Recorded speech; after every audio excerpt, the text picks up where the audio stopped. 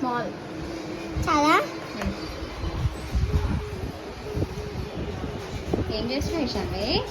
నేను ice cream తెచ్చుకున్నాను. Ice క్రీమా? అందరికీ ఐస్ క్రీమ్ ఇస్తాను. ఇష్యూస్లో ఇంకా వచ్చిన అక్కడికి ఇంకా వాళ్ళ తమ్ముడికి అందరికీ ఇస్తాను. మీ మామకి ఇస్తావా? మామకి అట్ల కోసం కొంచెం కొంచెం పోయానికి